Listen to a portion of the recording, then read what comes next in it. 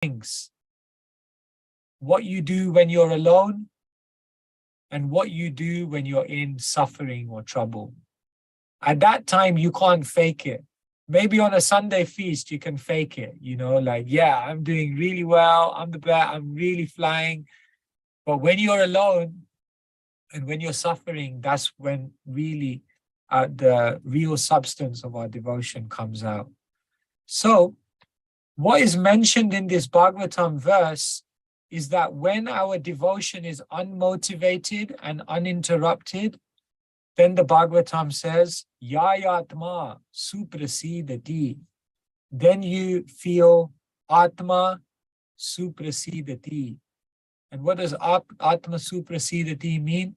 Satisfaction of the self. And so if we're not feeling complete satisfaction in Krishna consciousness, then it means that we're falling short. And it means, therefore, we're not on the platform of purity. And therefore, very likely, we are slipping into mediocrity. So we're going to look at a little bit of this today. And what I want to share with you is something very, very interesting. It's called the 10-80-10 rule. The 10-80-10 rule stands for communities, it stands for corporate firms, it stands for families, it can stand for any group of people. And what is this 10-80-10 rule? It said that 10% of any given group is basically on the edge. They want to leave. They're about to leave. They're kind of disillusioned. They're uninspired. Like in a corporate firm, there's 10% who are just kind of showing up to work, but every day they're kind of looking for another job. Their heart's not in it anymore, and they're just counting down till they can leave. And then it said that there's 10% of people in that corporate firm who are really into it, who really believe in the company, who are really inspired to be there, and who show up for work every day, like on top form. But the majority of people in a corporate firm are none of those. The 80% of the firm are those people who don't really want to leave. They're not really not disillusioned with anything, but at the same time, they're not really inspired, or they're not really feeling like over the moon about being in that company, but they're just going on because it pays the bills and because it gives them some security and comfort. And therefore, the 80% are the kind of casual people. 10% are in danger, 10% are thriving, but 80% are usually just casual. Now, this 10-80-10 rule stands for everything. So we could also say in any spiritual community, you also have 10-80-10. You have like 10 who are like struggling, who don't really connect anymore, who are kind of like, I don't really feel like I'm getting anything out of this. And they're the 10 that are kind of looking maybe to move on to other things. Then are 10% who are flying, who are like flying in Krishna consciousness, who feeling the bliss, like feeling like they're connecting. But the interesting thing is that in any spiritual group, 80% are actually neither. They're just kind of mediocre. They're neither in emergency, they're neither in purity, but they're just kind of mediocre. And we could use many, many words to describe what mediocre devotional service is. It's kind of ritualistic, it's mechanical. And if from the floor you have any other words that you think, you can also shout them out. Casual devotional service, cultural. I'm just doing it because I grew up in this culture and it's what I've done all of my life. Do you have any other words that you'd like to share for what mediocrity may look like? Demotivated sometimes, Prabhuji. Demotivated, yeah. No inspiration, no motivation, just going through the motions. Yes. Anyone else? Any other words? Not putting your heart into it. Not putting your heart into it. Yeah, no heart, no love, no attention. Inattentive is another one, isn't it? These are signs of mediocrity. Any other words? Free prasad. Free prasadam. Thank you. Just coming for the fringe benefits. Not for the not that prasadam is a fringe benefit, it's a great benefit, but it's not just about prasadam. Yeah. Anything else anyone wants to say?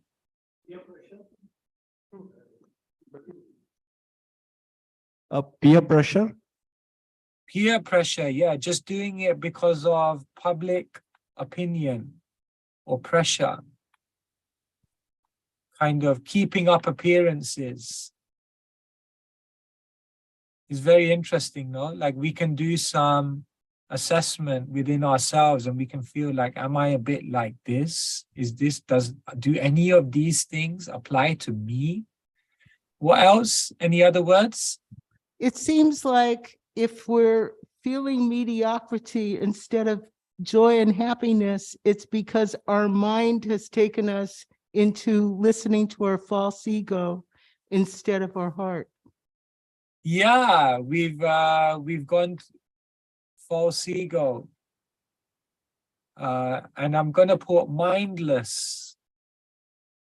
We want to be mindful, but sometimes we are a bit mindless. Yes, thank you so much.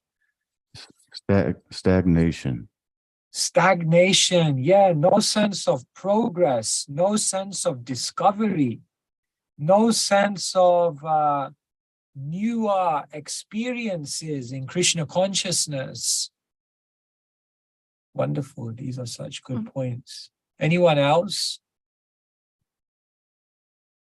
Peace, like being busy. Busy, yeah. Almost like busy, but I guess what you're saying is busy but not conscious, like just running around doing things. I just wanted to share, as you said, busy. These are three things that they say in the world. Like thinking like, oh, I usually go to temple today, but I don't want to because I have a lot of things to do. I want to go to this place. Yeah, so like other priorities. Like spirituality is not your priority. I have other priorities. Yeah, these are great points. Thank you so much. Thank you so much for sharing this. And just when someone said busy, I just wanted to share two things with you. They say that you become mediocre or you become average when you're too busy, too comfortable, or too proud to keep developing yourself. So watch out for these three obstacles. In anything in life, if you become too busy, if you become too comfortable, and if you become too proud, then you stop learning, you stop developing, you stop growing, you stop evolving. So always be careful. Never become too busy, never become too comfortable, and never become too proud, because these are the things that generally lead to stagnation. So we're getting a picture of what mediocre devotional service kind of looks like. Complacent, mechanical, superficial. And basically, this is the situation. 10% are in emergency. 10% are in purity. But 10% or 80% are in mediocrity. Most of us are mediocre. Now, let me share with you an interesting verse from the Bhagavatam, which also appears in the Mahabharata as well. Let me just rub this out so you can see it. Yeah. In this world, two types of people are free from all anxiety and merged in great happiness. One who is retarded and a childish fool, and one who has approached the Supreme Lord who is beyond the three modes of material nature. That is very interesting. What this verse is basically saying is that those who are spiritually realized, they are happy. this 10%, who are like into Krishna consciousness, fully, all in, they're the happy ones. And this verse also says that the ones who are kind of in ignorance, they are also to some extent happy, because there's a sense in which ignorance is bliss. But what this verse is saying is that everyone in between, the 80%, who are neither ignorant nor spiritually realized, they're actually the unhappy ones. And so the reality is that if we're mediocre in our practice of Krishna consciousness, if we're mediocre in our practice of devotional service, then we'll never really experience happiness. We'll always just feel like, yeah, we're just doing it, but we're not really experiencing the totality of what spirituality professes to give us. So the reason I'm presenting this today is because it's really important for all of us to think of three things. The first thing is, where do I want to be in my spiritual journey? That's the first thing. Do I want to be mediocre, or do I want to be a pure devotee? We have to create the right intention first. So the first question is, where do you want to be?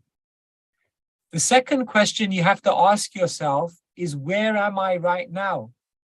Am I in the 10 red, the 80 orange, or the 10 green?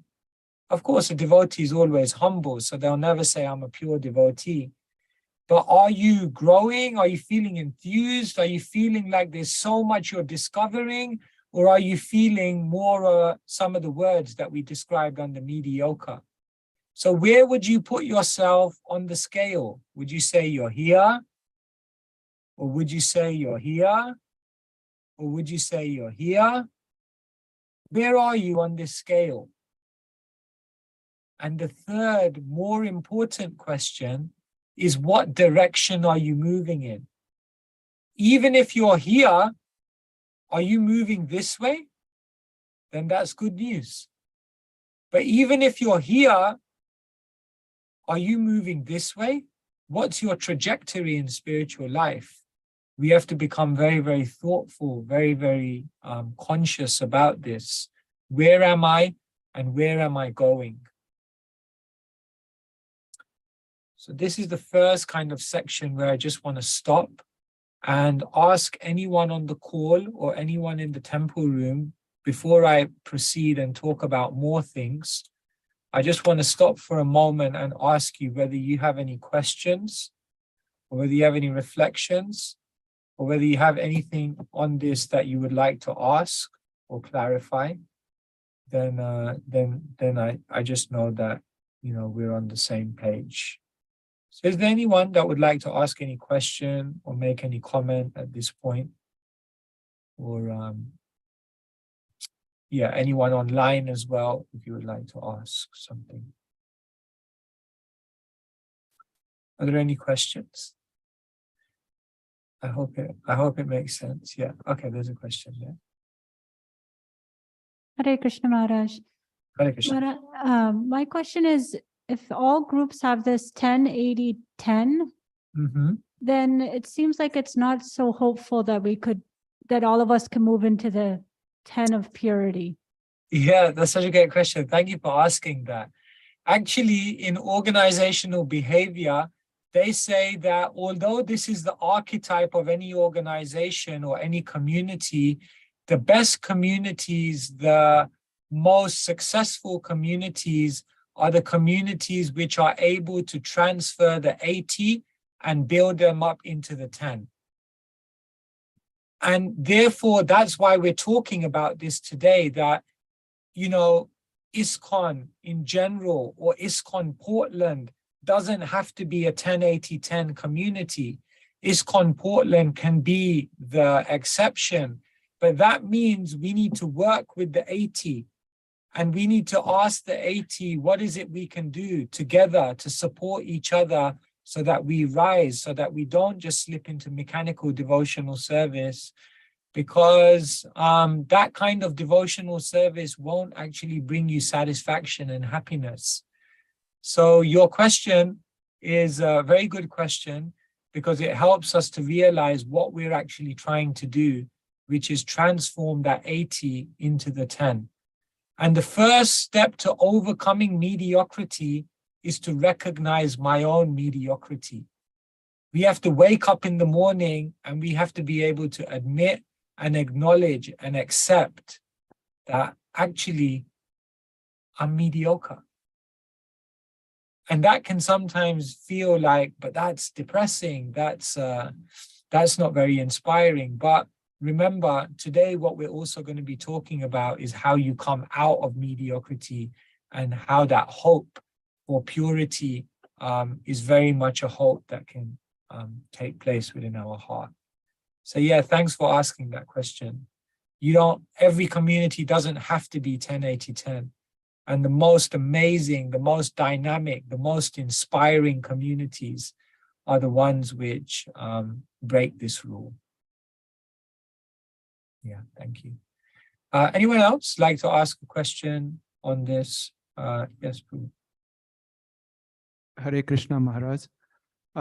So you said that from the red 10, if you are moving towards the orange 80, that's a good movement, right? But Yeah. you sometimes could move from 80 yellow or orange to 10 red. What are some signals or signs where even if you are in 80s, you are moving towards 10, you can identify that? Wonderful, such a good question. What are the warning signs that we are slipping in our devotional service? There are some classic signs that someone is slipping in their devotional service. One of the first main signs is disconnection and disassociation of devotees.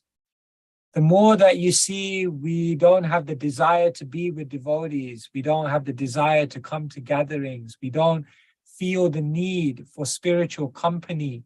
Then we can understand we're slipping in a trajectory which is not going to be positive. The second thing that you can understand is a very telltale sign of one slipping, is that one becomes more cynical, one becomes more negative, one becomes more kind of skeptical about everything. They're like, yeah, I don't know if this works. I don't know if these guys are genuine. I don't know. They see faults everywhere. They see imperfection more than opportunity. They see problems everywhere.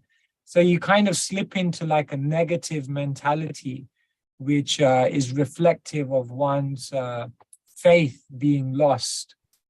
So that's another telltale sign. The other telltale sign that one is slipping is that material aspirations will become more prominent. Things that previously you were like, I gave this up like years ago. I'm not interested in this. They all of a sudden start becoming interesting to you again. That's another sign. And another major sign that we're slipping is that our taste for spiritual practices is declining. If we were chanting like rounds and had an absorption time ago, and we're losing that, then that's a sign that maybe we're slipping in this trajectory. So it's a very, very good question, and it helps us to understand, where am I going? What's my progression? Or, Thank you, Maharaj. Thank you. Okay, what I'll do is I'll carry on, and then I'll stop for some more questions as we move on in the presentation. So now the next question is naturally, what do we do to move from mediocrity to purity? And the first thing I want to share with you is that one of the greatest gifts that Srila Prabhupada has given to us is scripture, because scripture helps us to understand our journey. So for example, we have scriptures like Srimad Bhagavatam, which we can say is an anthology of love. Because the Bhagavatam is basically stories about devotees who had just great love for Krishna.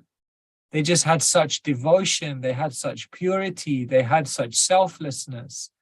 And so the Bhagavatam is full of these stories and accounts and descriptions and narrations of people who just, devotees who just had such love.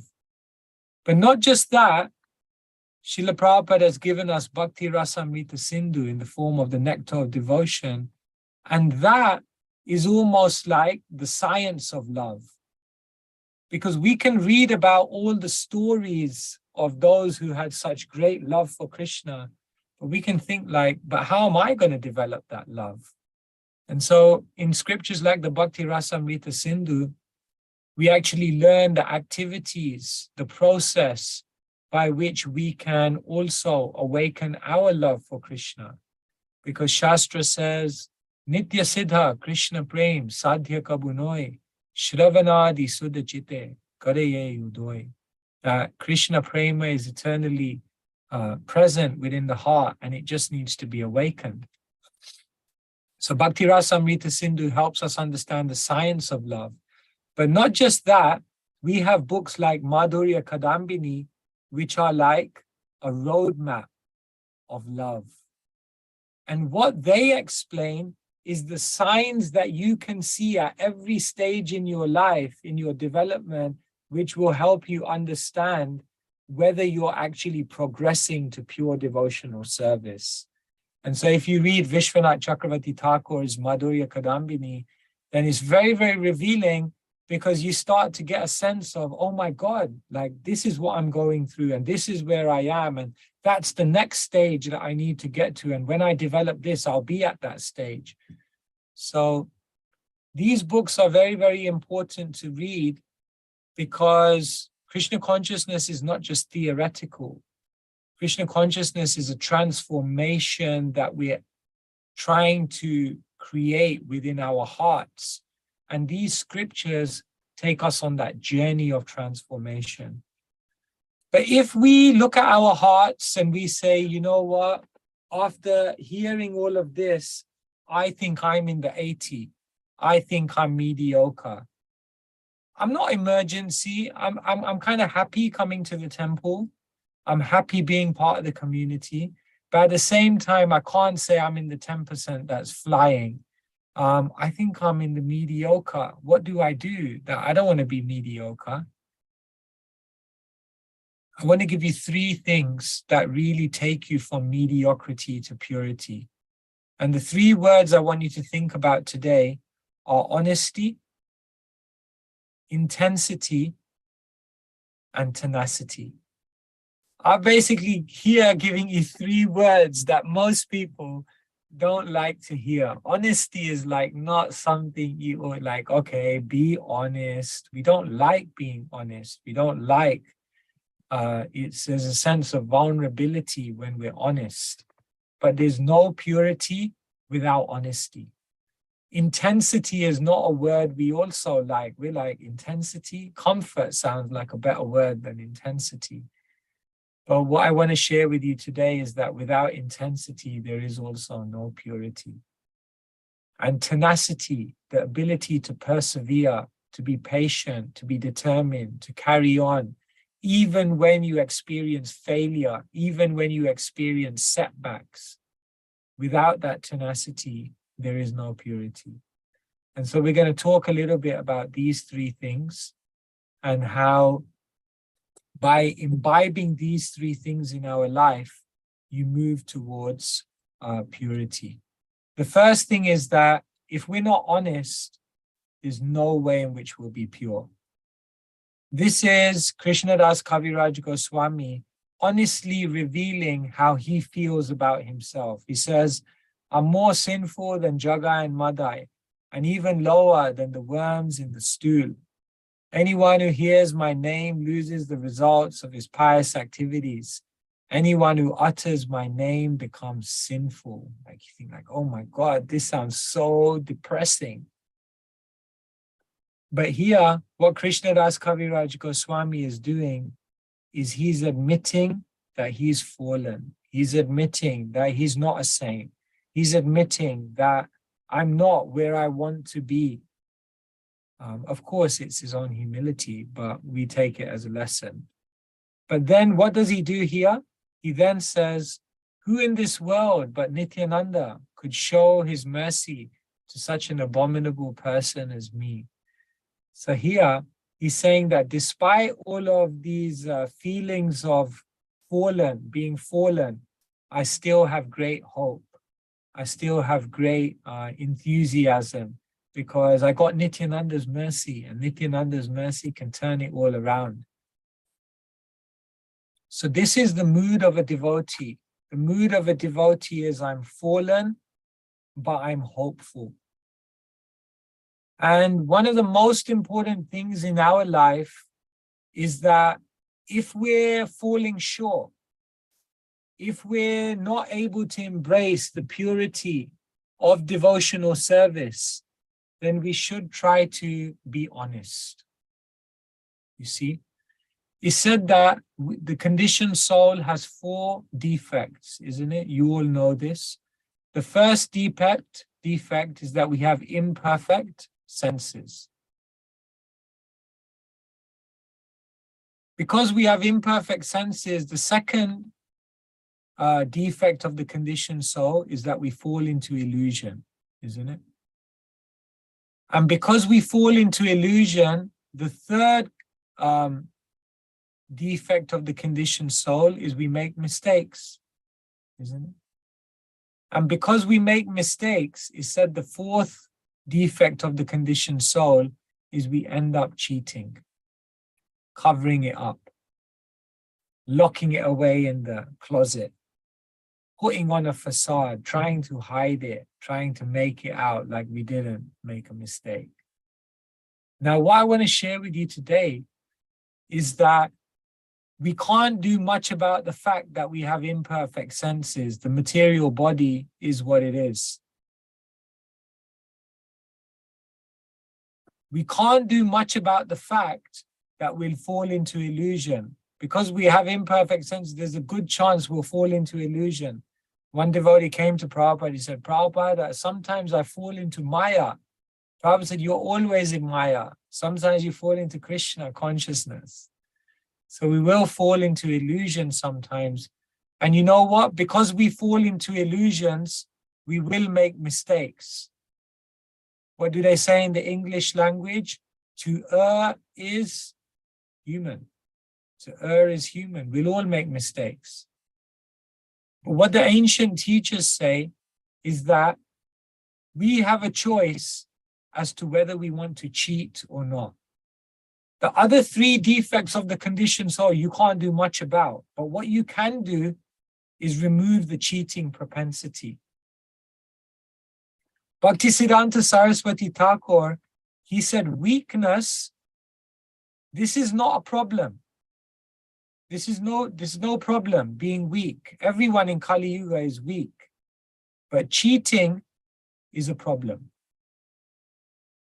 Because if we're not honest about where we're falling short, honest where we need help, honest about what we need to improve on, if we keep trying to avoid those things, then we will never get to purity. If you know, there are 4 pillars which are holding up Kali Yuga, holding up society. One is mercy. Another one is cleanliness. Another one is austerity. And another one is truth. In Kali Yuga, which one is still standing? You know the answer to that, right? In Kali Yuga, it's said that practically mercy has been annihilated. Cleanliness has been annihilated. Austerity has been annihilated. But it's said that Kali Yuga is resting upon one leg, which is truth. And then you look at the world and you think, really? There's not much truth in the world. The media are lying. The politicians are lying. The shopkeepers are lying. My family are lying to me. My mind is lying to me. Everyone's lying to you. You think, like, in what sense does Kali Yuga rest on truthfulness? But Kali Yuga rests on truthfulness because if we're able to be truthful about our mistakes, about our imperfections, if we're able to be open and discuss it with others, then if we embrace that truthfulness, then all the other limbs or all the other pillars can be recreated. But once we lose our truthfulness, then it's the final nail in the coffin. And so our teachers tell us that honesty is really, really important. Unless you admit where you are weak, where you're going wrong, then you can't progress.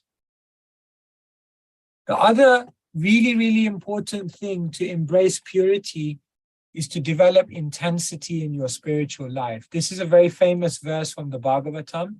Akama sarva kamo va moksha kama udaradi divrena bhakti yogena yacheta purusham param.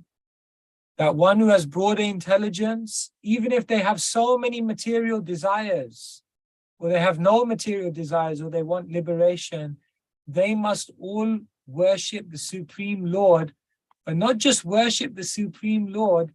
Divrena bhakti yogena is the Sanskrit, and divrena is a very interesting word. It means you have to engage in intense devotional service, not casual, intense devotional service. So you may say, what does it mean to increase intensity? How do I increase intensity in my spiritual journey? Well, the first thing is quantity. You can just do more, chant more rounds, read more books, do more devotional service. Whatever you were doing some months ago or some years ago, try to see if you can increase the quantity. Then you increase the intensity. But someone may say, my life is busy. It's already packed with so many things and I'm already doing, I don't have scope to increase the quantity of what I do. Then you can increase the intensity by increasing the quality of what you do. One Kartik, every Kartik we make a vow. One Kartik I was thinking, like, I can't do anything extra. I don't have any time. So you know what vow I made that Kartik? I said, Krishna, I'm just going to chant 16 rounds, which I do every day. But in Kartik, I'm going to chant all of my 16 rounds in one go, sitting down in one place with no other distraction. Now that vow didn't require any extra time. It was a vow of quality. And it was one of the best vows I ever made. Try it out, to make a vow for 1 month that I'm going to chant all my 16 rounds in one go. It doesn't take you any extra time in the day. Yeah, in fact, it will probably be quicker. But you bring a certain quality to the activity. Another way you can increase your intensity is by taking on difficulty. Sometimes there are services, sometimes there are things that no one else wants to do, and things that are hard, and things that require a sacrifice, and things that mean you have to come out of your comfort zone. And one who accepts those things, they embrace a difficulty, and that difficulty increases your intensity and your connection with Krishna. And so a devotee is always also thinking, I also need to come out of the comfort zone and embrace some difficulties as well, because that makes me more intense. And the other thing you can do to increase your intensity is your responsibility. Is it just going to be about our spiritual life, our spiritual journey, or can we start taking responsibility to assist others in their journey? When we start taking that kind of responsibility, then our intensity increases. So each one of us in the room today and on the call, we can ask ourselves, what can I do to increase the intensity? You see, when you're doing weight training, you constantly have to increase. If I was doing 20 push-ups 6 months ago, and I do 20 push-ups now, you can understand that now that those 20 push-ups won't create any growth. Muhammad Ali, he said, I only start counting the push-ups when I feel the pain, because those are the ones which are creating growth, right? So unless we're increasing intensity, we won't grow in spiritual life.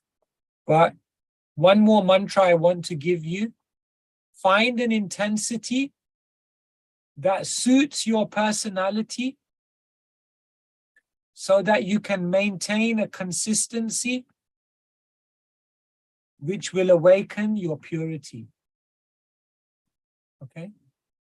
How one person is intense in their spiritual journey may not necessarily be the way you need to be intense in your spiritual journey. But you find an intensity that suits your personality so that you can be consistent in that intensity and thereby awaken your purity. And the final thing I want to share with you is that purity requires tenacity. Because you know what? On the journey to purity, you will fall short. On the journey to purity, you will make mistakes. On the journey to purity, you will experience blocks and difficulties. On the journey to purity, sometimes you may feel that you're stagnating, but you have to keep going. You have to be determined. This is a very, very famous verse from the Bhagavatam, Uddhava Gita, where it describes someone may have awakened faith in the narrations of the Lord's glories, and they realize now that all material things don't make them happy. Material things just lead to misery. But still they're unable to give up those things. They know these things don't make me happy, but still they can't give up those things. And sometimes when we fall short, when we know I shouldn't do these things, but I keep doing them, sometimes we can become discouraged. You see, there is an ideal, there is a real of where we are, and there's the ideal of where we want to be, and there's a gap. And that gap brings frustration. So you know what some people do when they feel this frustration? Some people, they just walk away. They walk away and they forget the ideal exists. And then they're just left with the reality of their life, and that makes them feel better, but it doesn't bring them spiritual happiness. And some people, what they do to get rid of this gap is they don't escape, but what they do is they bring the ideal down. And they say, oh yeah, all of the ideals they talk about in the scriptures, the ideals in the classes, no one can really do that stuff, you know. You have to be practical. This is what you can read. 16 rounds? No, that's an ideal. It sounds good. But what's practical really in this Kali Yuga is 2 rounds. So just be happy if you can do 2 rounds. You know, don't feel frustration. Don't feel bad. So that's also not the way to deal with the gap of frustration, by watering down the process. No, what we have to do to get rid of frustration is we have to bring the real up. We have to improve. So when there's that gap, don't feel bad. Here, Krishna is saying to Uddhav, even though sometimes engaged in sense enjoyment, remain happy and continue on with great faith and conviction.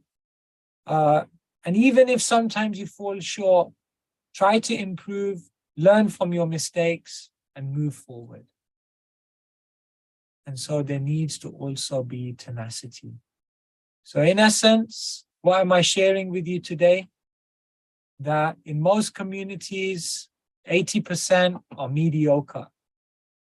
But mediocre spirituality won't bring you inner happiness. And if you want to go from mediocrity to purity, then embrace honesty, embrace intensity, and embrace tenacity. And then purity is just a matter of time. But unless we do those things, we won't actually find we experience the totality of what Krishna consciousness can be. So these are some thoughts I wanted to share with you today. Thank you for the opportunity and thank you for listening so patiently.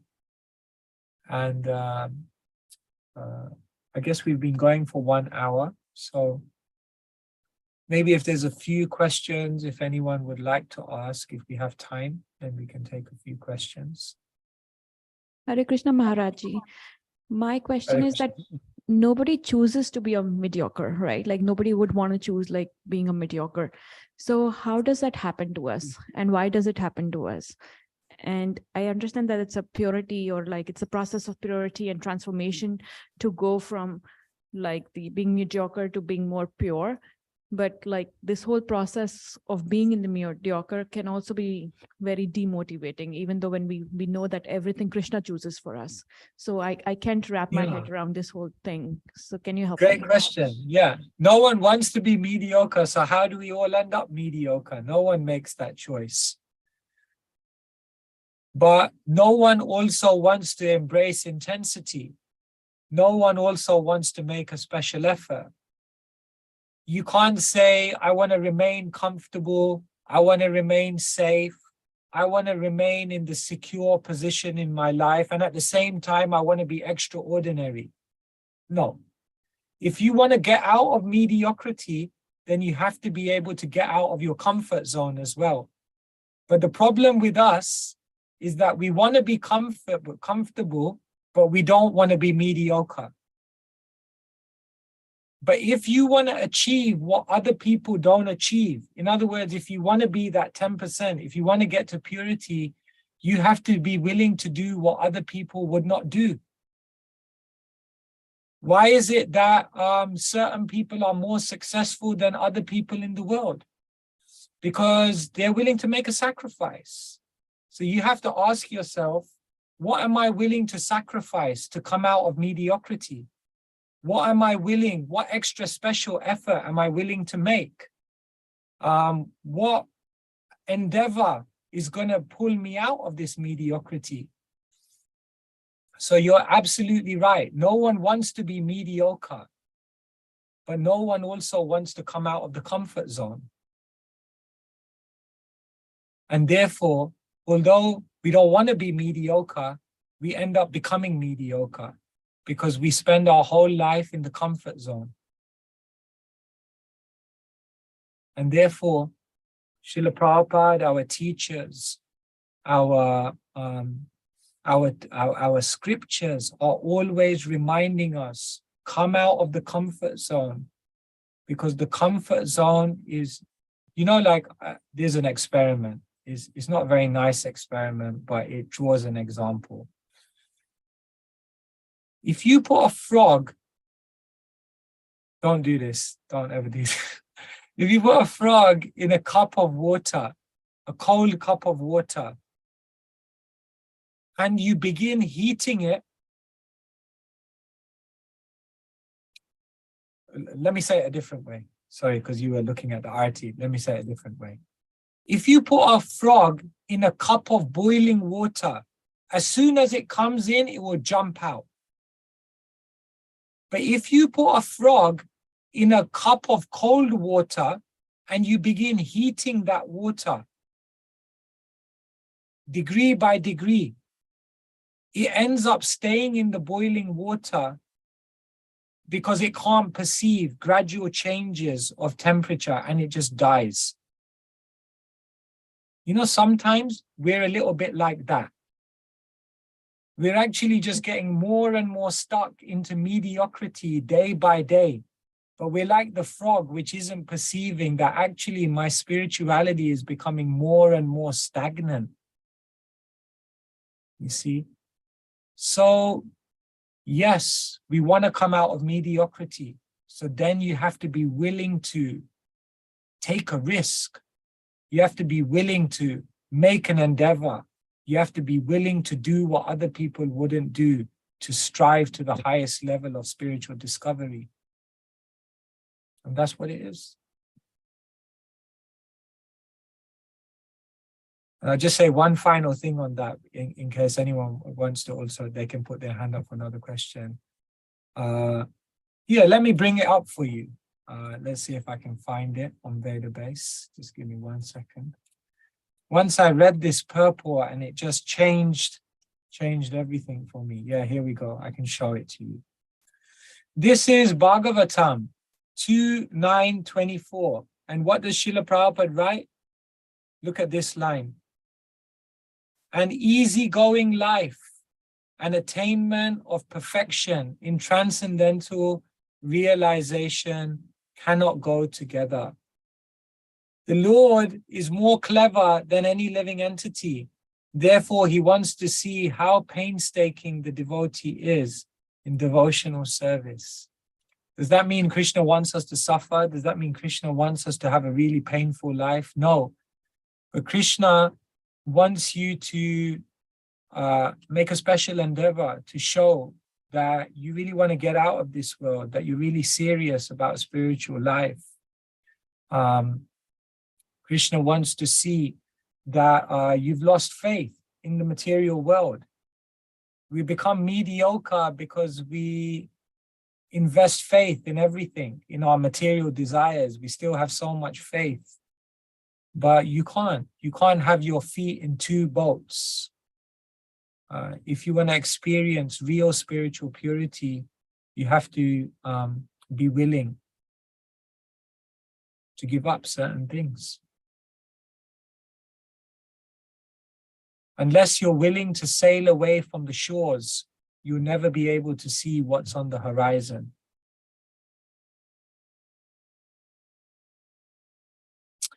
Thank you. Anyone else have any questions? Anything you'd like to ask?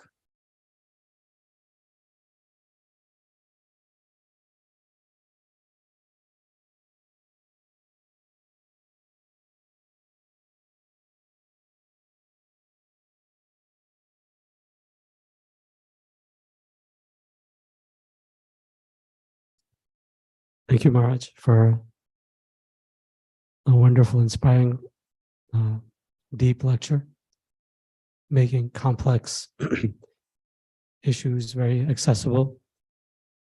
I really liked your answer to Madhusudan Prabhu's question of signs of one may be slipping in devotional service, where point number 2, you mentioned about one becomes more negative, skeptical. And the part I really felt was very instructive was one sees one's own imperfections rather than opportunities to come out of that situation.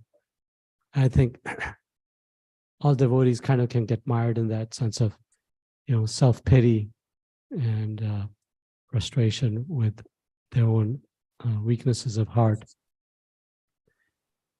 Can you speak a little bit more about that concept? How to register our own imperfections? And see them rather as opportunities. Because you mentioned how this is a sign of lack of faith. Yeah.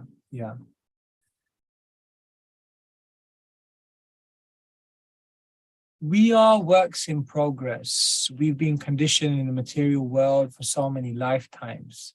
And therefore, we've picked up so many anarthas, unwanted habits, unwanted qualities. We're weak. When we read the Bhagavatam, practically in every single canto of the Bhagavatam, someone made a mistake. In the first canto, Parikshit made a mistake. In the second canto, Brahma made a mistake. In the fourth canto, Dhruva made a mistake. In the fifth canto, Bharat made a mistake. In the sixth canto, Ajamil everywhere, people are making mistakes. So Krishna knows that we are imperfect, that we are likely to make mistakes, that we are subject to weakness. But remember what I said: honesty, intensity, and tenacity. When you make a mistake or you have an imperfection, be honest. Speak to a devotee. Open up and take help. Reveal your mind in confidence. Don't feel that I'm the only one and no one else has this problem, everyone else is great. No, develop a relationship of trust where you can be open. That's the first thing. And then the second thing is, realize that by engaging in devotional service, if you have an imperfection, the purification which comes from devotion is like a fire that will help you to overcome that imperfection. So no one is a proud person. It's not that I am an angry person. I am an envious person. No, these are just qualities we've picked up over time in the material world. And if I engage in devotional service, if I scrub Krishna's floor, if I serve the devotees prasadam, if I offer the arati, if I sing in kirtan, if I come early to the Sunday program and not just be a participant, but not just be a viewer, but actively participate in it, then I'll become purified. So intensity and tenacity. Realize that even when you're on that journey, you may still make mistakes, but pick yourself up and keep going. So when we have these three words in our mind, then we're able to utilize our imperfections to go higher. One Christian monk, he writes a nice book. It's called Falling Upwards. He said, the story of my life is that I was falling upwards. Have you ever fell upwards? Normally, when we think of falling, we think, my God, I'm going down. But he said, my whole life I was falling because I was making mistakes. But because I reacted to them in the right way, every time I fell, I ended up going higher. I ended up elevating myself because I learned from it. I grew from it. I evolved from it. And so he said, the whole story of my life is I've been falling upwards. In other words, I've made mistakes, but I've always learned and grown from them. And in that way, I've progressed my spiritual journey. So, yeah, these are mindsets we can have when we are looking at our own imperfections, that it's possible. And purification and purity is possible, but it requires honesty, intensity, and tenacity.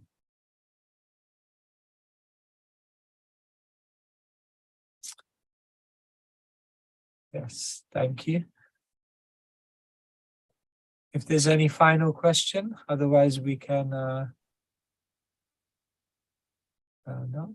Okay. But seriously, Maharaj, I have found that I can't just decide to be able to work harder on my program.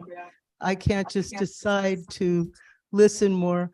I have to pray like crazy to be empowered to be able to do that. And then I succeed. And then I make mistakes and I just have to pray, please, please empower me so I can do this challenge. Otherwise, I can't. Yes, we will not do it on our own determination, that's for sure. So therefore, when Mother Yashoda wanted to bind Krishna, then we know Chakravarti Pad says that it was short by 2 fingers, endeavor and mercy. So we got to pray, but we also have to act. So when we act and we pray side by side and we make that endeavor, then Krishna's mercy, surely he will give his mercy. And thank you for adding that point, because maybe today I stressed on our effort and our endeavor and our acts, but your point is very, very well taken that we have to also pray, because we're very weak. We're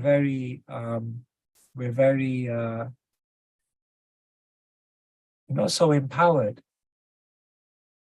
So we have to act and we have to pray.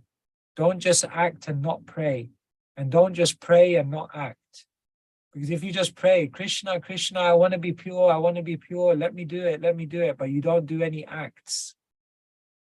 One man, he wanted to win the lottery, so he prayed every single day, I want to win the lottery, I want to win the lottery. Diligently made the prayer. Then at the end, he came to the pearly gates and God appeared, and he said, God, every day I prayed without fail. You said you would answer my prayers. And God said, yeah, I was ready, but at least you could have bought a lottery ticket. So that's our situation. God is ready to help, but we have to act, we have to try. So yes, act and pray. Thank you.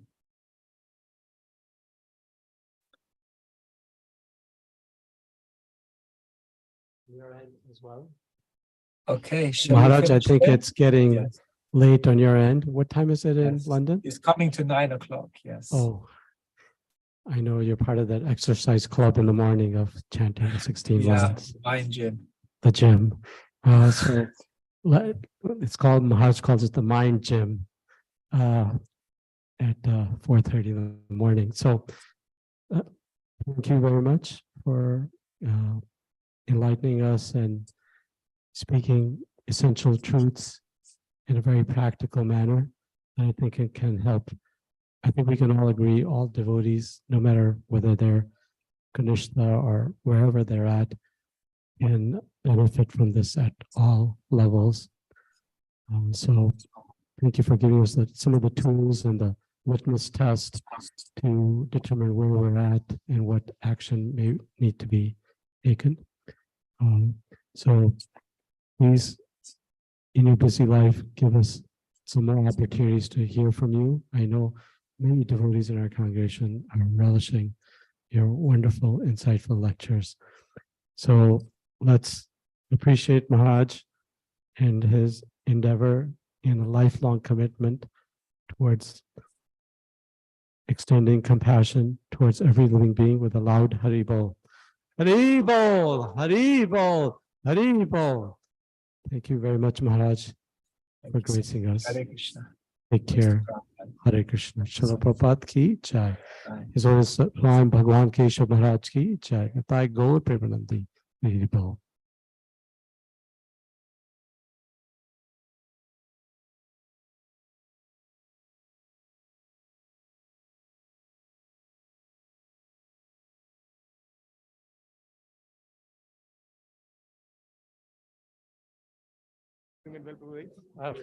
Perfect. Were you happy? Yes. Amazing lecture. Right? Yeah. Hare Krishna. Aarti occurred, but everybody can come together and chant for a little while, maybe. Brahman